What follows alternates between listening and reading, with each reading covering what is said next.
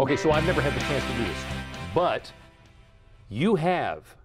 I know Lisa's done it, taking her vehicle, maybe you've done it too, out on the beach. It's become very popular right here on Delmarva. Yeah, we certainly do. We enjoy it so much, and I recommend trying it. But before you do, there are a few things that you really need to know. And Delmarva Life Sean Stryker joins us now from Assateague with some important things to remember before you take your vehicle out on the beach. Yeah, guys, well, I'm out here at Assateague, which is one of the few beaches here on Delmarva that you can actually drive on the beach, which really adds a lot to the experience. But you're not going to come out to the beach and drive on it if you're not prepared. And here to help get you prepared is Taylor Pearson with Sherwood of Salisbury and Walt West with the National Park Service. Guys, thanks for joining me. Taylor, I want to start with you. Now, I know you have gone off-roading before. What's your favorite part about it? Oh, driving on the beach, being able to look at the scenery and just smelling the salt water. Now, we're not going to take just any vehicle out. What do you recommend a person takes when they're going to the beach? Well, I always take four-wheel drive. Just as a woman, being by myself, I want to feel safe and I want to feel secure.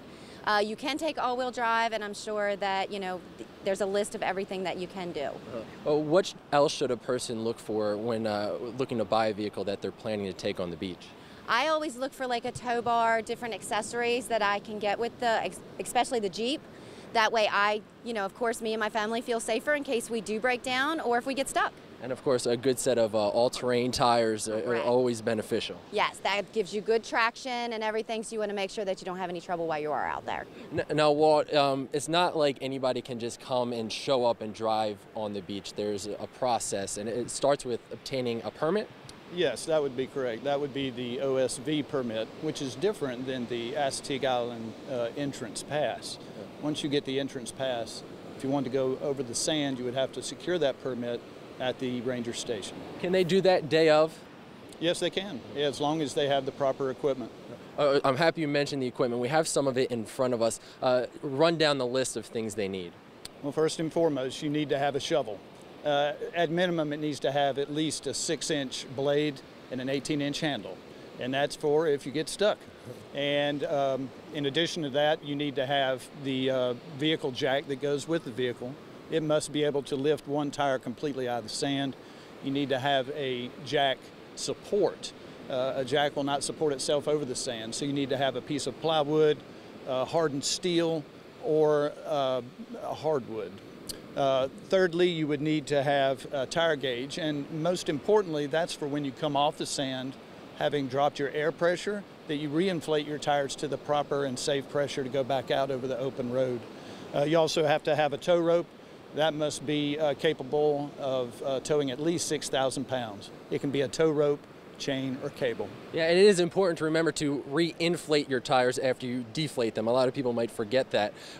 For the first-time beach drivers, do you have any tips for them? Well, certainly to deflate the tires to 15 pounds, and that flattens the tire out and allows it to stay on top of the sand. It works best for people to stay within the tire tracks of other vehicles. The maximum speed limit is 25 miles an hour. You have to slow down to 15 miles per hour if you're around the wild horses, visitors, pets, things of that nature. We have a boundary to the west of the OSV. You can't go to the west of that boundary. The other thing that I would recommend is to keep an eye on the OSV kilometer posts. The entrance to the OSV is at kilometer 16. And every kilometer there's a post, just like a mile marker on a highway.